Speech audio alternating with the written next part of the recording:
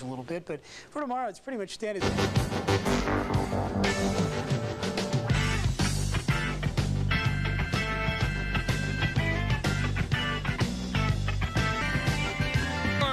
Soon to be divided into his and hers.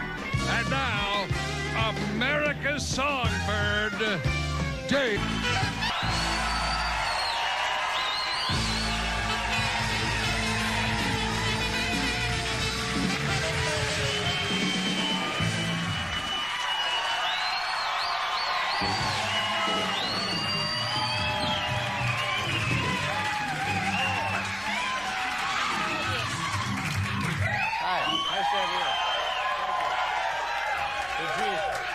I think this is fairly odd.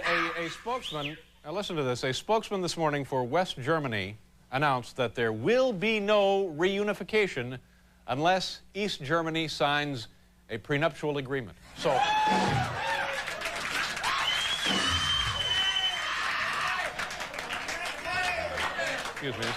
excuse me, folks, very quietly, very carefully, arise from your seats and get out of here as fast as you can. There's some kind of animal about to jump into your lap.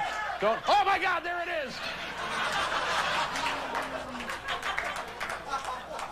It's just your coat. Oh, thanks, Paul. Okay. It's only a coat. You know, there was quite a shocking story in the New York Post today. There are, I believe now, confirmed reports that ever since Donald Trump has separated from his wife, Ivana, he's been living at the Y.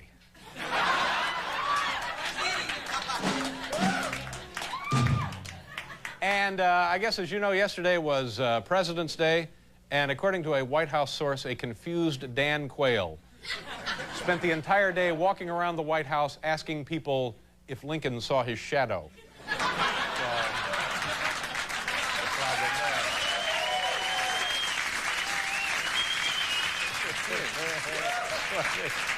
It's only a coat? Is that what it was? It's just your coat. Oh, my God. I thought for a second it might have been a rabid mongoose about to jump into your laps, and, well, come to think of it, that is rabid mongoose. It's a nice coat.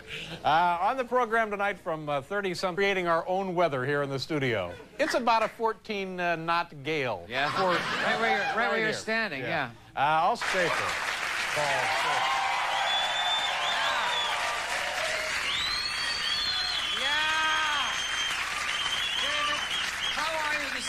Sir.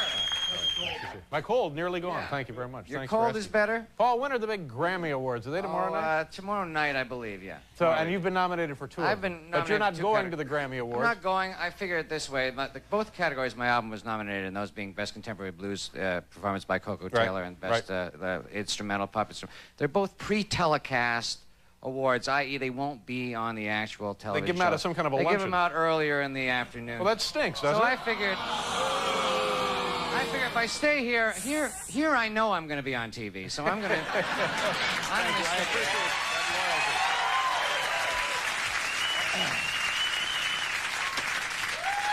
here. You know, Paul, I got this VCR as a Christmas gift. Oh, did you? Yeah, and I hooked it up a couple of weeks ago, and it occurred to me now, because I'd resisted buying the VCR, because I always felt like, do you really need to spend more time in front of your television? And, of course, the answer to that would be no. No. No, you should be out gardening. So anyway, it finally occurs to me why they're so popular, these VCRs. What? You can rent and watch high-quality films in the comfort of your own home. It never dawned on me. You realized that over the weekend. Yeah, I made a discovery. Have you ever thought of going into advertising? Because that is really... I'll tell you something. Speaking of advertising, also as a Christmas gift, I finally received a subscription to Sports Illustrated. Oh, yeah. Now, I have loved this magazine since I was a kid and have read it nearly every week since then. But I did not have a subscription, and I'd always have to get them here in the office, and sometimes it would be misplaced and dog-eared and so forth. So finally, as a gift, I received a subscription, and it arrived like last week. So it's only two months late. Now, as you know, if you get one of these gift subscriptions, what do you get? That's right, you get the wacky sports video. Right. Have you seen them advertised? Yeah, I have. And don't they look like they're going to be great fun, and you can hardly wait to get it and shove it into your machine? And just, you know, your sides will be aching from laughing so... Your favorite humorous moments from the world of sports. Exactly. So I got the wacky sports video. Now, this is the second volume, so you can look at it one of two ways. Either these will really be wacky, or not quite so wacky, because they've called over the batch one or two times. So I plugged it in, and it really is lame. See, I thought it, well, as it can only be, it's probably like Marv Albert. You know, it's got to be at least as good as the Marv Albert stuff, which is pretty funny. That, yeah. It's not that good. Not It's stuff like, you hear the narration, you see a guy drop a football, and you hear a guy in a goofy voice say, uh-oh, he's dropped the ball. Look out, he's running the wrong way. Yeah, so 90 minutes narration. of that. Yeah. So there is a wacky narration, so there's something wacky. But it certainly stinks. Wacky. Okay, let's, we got another affiliate up there in, where is it, Syracuse? They're celebrating their 40th anniversary here as a part of the great NBC television family. Paul, do you have a little musical tribute to those folks at where are they? WSTM. There you go. WSTM, Syracuse, New York. Why, yes, as a matter of fact, I do. What the hell's going on over there? WSTM TV is observing an anniversary. For 40 years, they've been happy to be a part of our network's family. I said. Oh, yeah.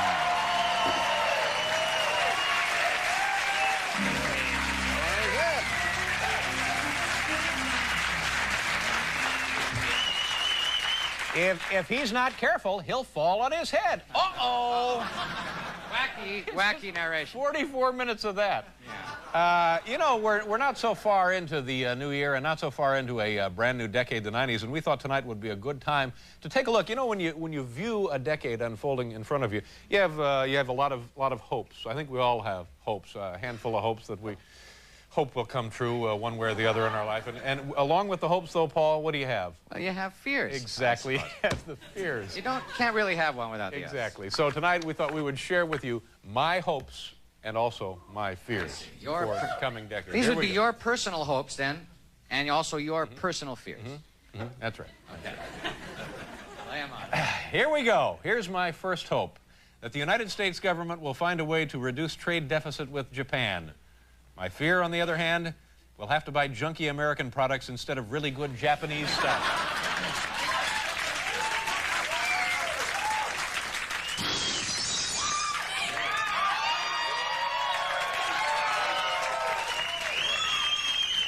Did you hear that, Paul? Loons flew over. A flock of loons just went by. Really? Uh-oh, he's hit in the head. My second hope, one day there will be a cure for the common cold. My fear, though, it will involve eating a live raccoon. He walked in front of the batting cage and, uh-oh, he's dead.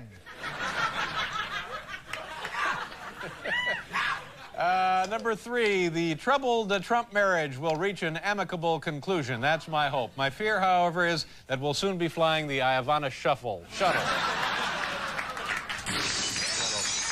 Thank you very much, man. My hope, James Buster Douglas will have a long and profitable career as world heavyweight champion. My fear, that he'll meet Robin Givens. There.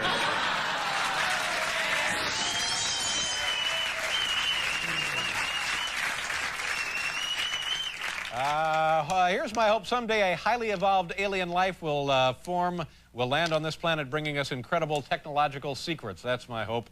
My fear, however, is the first guy they talk to will be Dan Quayle. That would be... hope number 6, that one day mankind will find a way to prevent the greenhouse effect. My fear, however, is mankind won't find a way to prevent the greenhouse effect, and Raymond Burr will walk around a lot with his shirt off. Hopes and fears, Paul. And with every hope, there comes obviously a fear. Right. Hope number 7, that activists reduce our exploitation of animals for their fur. My fear, however, is that I might have to give up my hairpiece.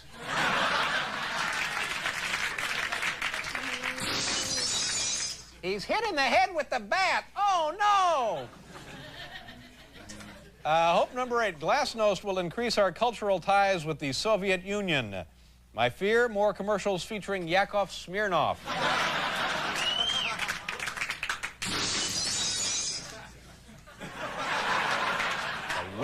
The wind got it.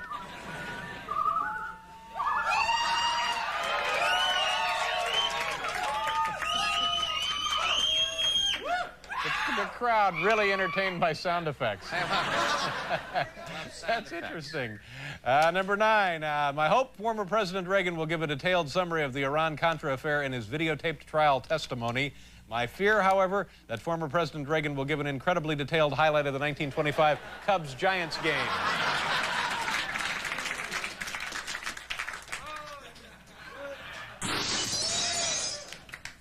Pretty good, not too bad. That's not the case. Uh-oh. Fierce. Number 10, my hope that I have a lasting future on network television. My fear, however, due to a hidden clause in my contract, NBC will force me to play Jethro on a Beverly Hillbillies reunion show.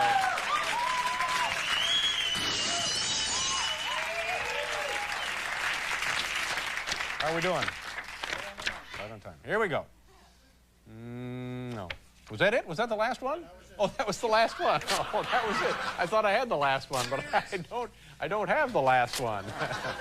Oh, we got a great show. I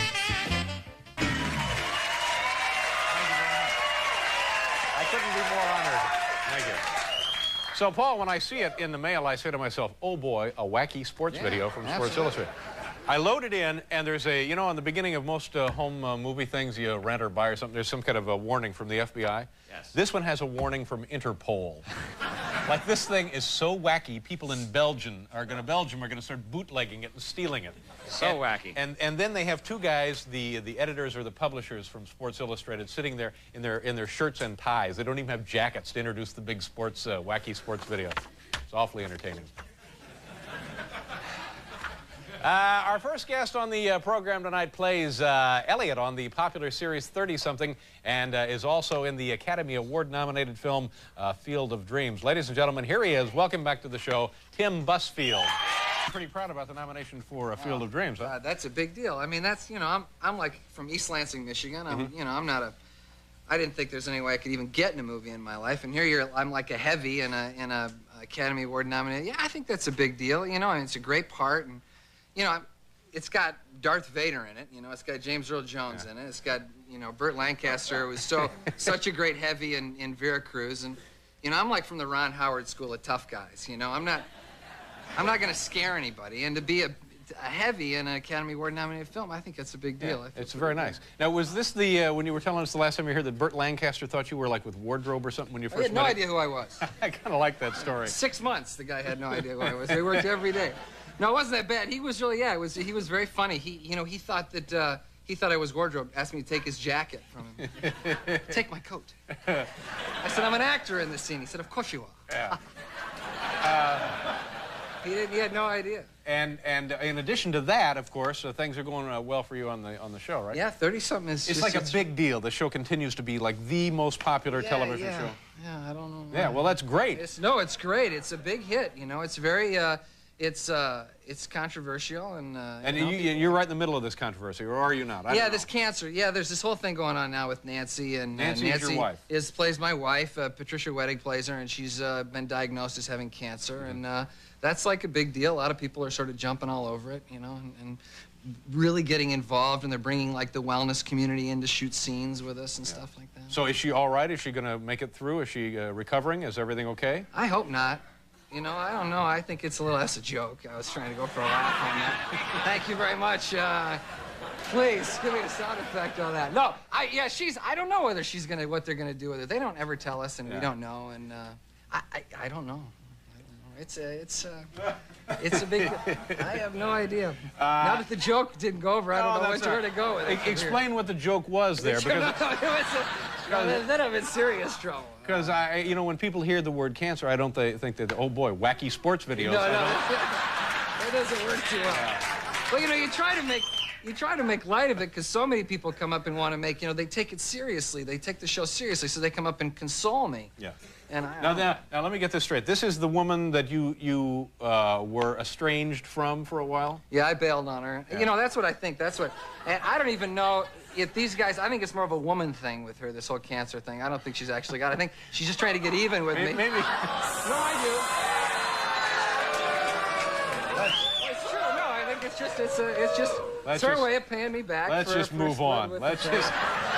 What part of the world are you from? Where'd you grow up? Michigan. East Lansing. I'm a Midwesterner. I spent a year in Arkansas. I spent Geography majors. Yeah. I spent a year in Conway, Arkansas, my junior year of high school. Folks moved down there? Is that what happened? Yeah, my dad moved down there, and I went down there with him. I thought it'd be a nice change, and it was interesting. You know, it's not a lot of. You see, I'm from like East Lansing, where Michigan State is. Right. So all the Oldsmobile executives and all the faculty, it's like a very wealthy community. And then I moved to Conway, Arkansas, and it was a bit odd. About 30 miles north of Little Rock, and my first day of geography class, there was a girl sitting next to me, 8 months pregnant, big wad of tobacco and no teeth. I thought I was really? No, I swear to God, I thought I was in like some penal institution or something like that. It was kind of awful. I thought, where am I? This is really odd. And about 5 minutes later, I'm looking up at the board, and the teacher turns around, and bam, the spitball hits the board. It's about that big, just smashed on the board. Guy starts twitching a little bit, and about 5 more spitballs hit it, and they're like, they consume the whole chalkboard. This guy's neck starts twitching a little bit, and goes back and reaches in his drawer and pulls out a spatula, takes them and started throwing these things in the trash. It's true, that's Arkansas. These guys are... Who's out there? Who is that? I don't know. We have a Greek chorus has joined the audience tonight. We have to do a commercial, and then... that show. You know who was here a couple of weeks ago was Polly Draper, yeah. She seems like a very nice woman. Oh, she's now, great. Do you know her, or do you just... Oh, yeah, no. Actually, as a matter of fact, I directed the episode that's on tonight. She's in, and I directed that, and she's... You get to direct episodes of your show? Oh, yeah. Oh, that's great. No, is it fun, or is it a lot of pressure? Well, you know, having Ed Zwick from Glory, no, it's not that much pressure. I mean, you go to school with these guys, with Ed Zwick and Marshall Herskovitz. You don't, you know, you turn your copy into them, and they give your grades back to you at the end of the term. I don't know what any of this means, but it seems it seems like it would be really difficult to be in it and also direct it. Yeah, and then you're directing your co-workers, the people you've known for 2 or 3 years here. Right. And is there friction? Do they get upset with you? No. Actually, everybody's really cool, you know. You got so much dirt on each other, they can't afford it. Yeah. Can't afford it. That makes perfect sense. They can't afford to get too upset at you. No, actually, it's a good group. Everybody has stayed, you know, throughout the course of the show on very good terms, and nobody really gets upset at anybody. It's real good. So anyway, let's go back to your childhood back in Michigan. What kind of kid were you? I was your basic in trouble kid. I think pushing the envelope a little bit. I got in a lot of trouble. I got in more trouble in Arkansas. I got actually. You remember the streaking days? Remember that song that came out back in 1973? Yeah. Well, I thought, you know. This lasted for a couple of years. It did. It was a big deal. People would just undress and then run through, and they would have rallies. But, you know, if you think about it, there is brain power at work. You know, I mean, what were we doing then? No, it was a big deal then. Oh yeah, it was huge. They had a record. It was like to the top of the charts. Anyway, I got arrested. Where did you do it? I did it. Actually, I did it in Conway, Arkansas. They had a rally at the local university, and I decided all I was going to do was like moon the crowd, and so I did that, and I got another good idea. I was 16. I was trying to impress people. I was new at the school. I got arrested. No, what? You know that also works great on job interviews. I'll try that. Yeah. I think next I'll go in for a feature film. Mr. De Palma here. Actually, it was a good thing for me though, because they moved me to quarterback the next day. I had like name power now for the high school football. But what was, thinking back on it, I'm guessing automatically you were drunk, right? I think I'd had a couple of cocktails. Something. They had those little Millers, you know, those little pony Millers. Yeah. I was too young really to you know, I mean, now, one beer. Did friends talk you into it? Yeah. I mean, well, I was trying to impress, you know. There were a lot of people I was new at the school. Actually, I think it was my idea. You were just trying to make friends. I was trying to make friends. Well, I was just... So you undress and you take off from, just give us an idea what we're looking at here, from point A to where are you going? Is this, we're talking about a half mile, 100 yards? It was probably about 150 yards, except for we got stopped by the car in front of us. And then the crowd swarmed us, and the police swarmed the crowd and pulled me out and sent me to jail. This wasn't the streaking episode. That was the streaking, yeah, but I couldn't. I didn't have a car. Yeah, I did it in a car. I thought I was driving yourself naked down the. It's a little tricky. You got to have somebody else push the accelerator a little bit. Actually, and then I got thrown in jail, and there was like but to me, because there was already enough of an actor in me, I thought, cool, I'm in jail. This is cool. No, there's nothing cool about being in jail. No, really, there isn't. But you think, okay, how do I do this? You know, and I had immediately, like was walking around like, how you doing? All right, I'm okay. And I asked this guy across me, I said, what are you in here for? He said, murder. Uh-huh. I said, okay. And I was like, Dad, can you get my dad on the phone real quick, please? I don't think I like it here at all. Did you explain to him what you were being incarcerated for? Yeah, I did. Yeah, he did. I bet that impressed him, huh? He was, I think he wanted me. Started calling you Jennifer. Yeah, he did. And you have your family. You have family of your own now, right? Yeah, I do. I have a 7-year-old son, Willie, wife Jennifer, and I have a year-old Daisy. Mm-hmm. Oh, that's great. Nice names. Now, what's going to happen when one of these guys pulls that same kind of nonsense? Oh, kill him. Yeah, there you go. No, I don't know. I mean, I don't think it's that big a deal. I mean, everybody kind of gets in a little trouble when they're young, don't you think? Didn't you get in trouble? Yes, I think there's trouble, and then there's getting arrested. Somehow, getting arrested is just the outer limits of trouble. Yeah, I'll say. So anyway, the show is going well, and you're doing great, and congratulations, and good to see you, and good luck for whatever's coming up. Thank you very much. Paul, who's that guy? That's from the Blues Brothers band, Blue Lou Marini. That's Blue Lou Marini. In other words, Blue Lou Marini. And he'll be out here when Benny King arrives. Yes. Now listen to this, Paul. I'm going to read you the list of guests here. You tell me whose show this is. All right. All right? Okay. Tomorrow, you can identify the show. Okay. All right, tomorrow on the show, Yeah.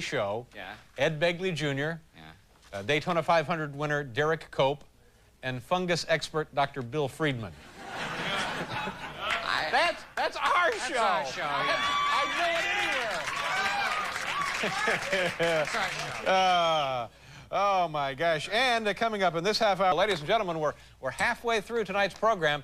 So as a courtesy to all of our employees, we will now be taking a brief smoking break. All right, come on in, kids. Here we go. Everybody come in for the smoking break. Light up and get ready. Okay, Hal, go ahead and start the clock. Here we go. All right.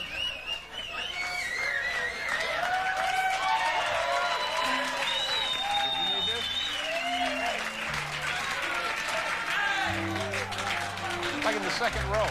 Stands up. It's a big deal. Yeah, very nice. Yeah, Bob, all right. Nice to see you.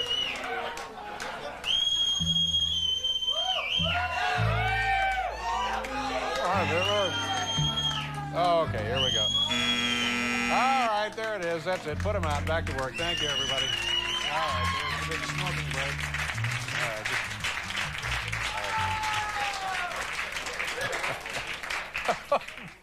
This is quite a party. Well, I had some folks over for refreshments, and we watched the wacky sports video, and now I'm cleaning up. What a mess they leave, eh? Oh, what a nasty bullet wound. Womp womp. What's that? Wacky war videos or something? No, that was from the modern pentathlon or something, Right. you know, where you ski and shoot or something. No. Which, by the way, is where I buy all of my items on the way home. Ski and shoot. Yeah. Here we go. Let's, we're doing our top 10 list now from the home office.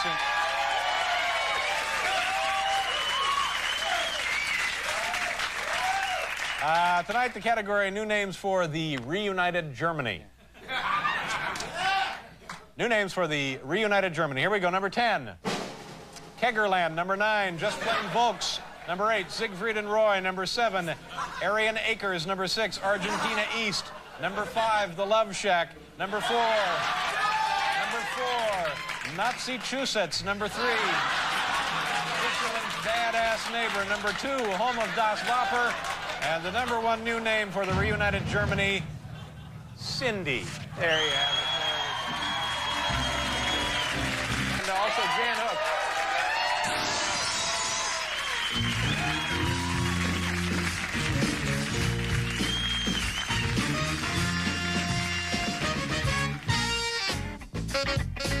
Hi. How are you? All right, here we go. Thank you so much. I appreciate that random hooting. You know, backup singers, is that right? That's correct, Oh, yes. great. We've finally got you backup singers. Boy, oh boy, oh boy. You've seen the work of our next guest each week right here on NBC on Saturday Night Live. Ladies and gentlemen, please welcome her back to this program, the funny Jan Hooks. Here she is. Nice to see you. Where are you from originally? What part of the world? I'm from Atlanta, Georgia. Yeah, that's right. I knew that. I know you knew. I think And we now- talked about that last time. And now you're living here in New York City? Yeah, barely. Did you hear about this? Well, sure. Tell me your New York City horror story. Oh, it's a nightmare. I just found out today, I woke up to the sound of a tinkling telephone. I answered it, and it's my landlord. I have been evicted. Wow. Now, for I what? can't, well, you have goats in the apartment. No.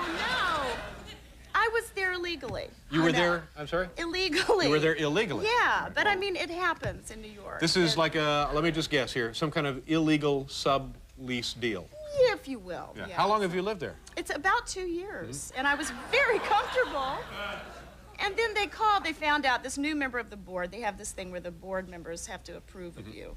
And so we kind of forewent that experience, and I just moved right in. Now, who are you illegally subletting from? Well, this guy, I don't want to mention his name. Yeah, but now is he free and clear on the deal? Oh, yeah. I mean, is there any kind of litigation you can pursue him with? No, not at all. No. I just have to kind of vacate for Is a it while. a nice place? Yeah, So it's you really hope to return? cute. Yeah, I do. And but- it just came from out of nowhere. I thought it was. Yeah, but being illegal, you have no one to blame for this but yourself. You're right. Oh, anyway. Well, I hope it works out. You could move in with me in the interim. Okay. 'Cause- I won't be the first. I'm sorry. I won't be the first, I'm sure.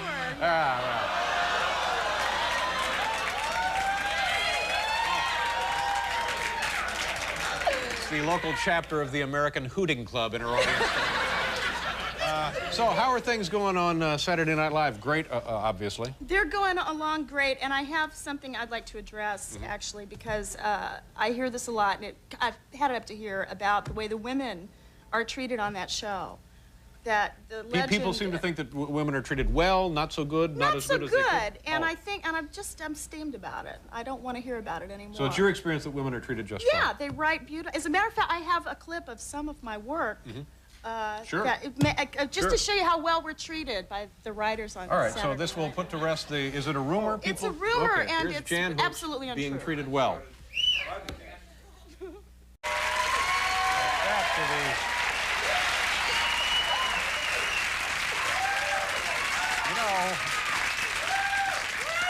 Take that up to the co-op board and see what happens.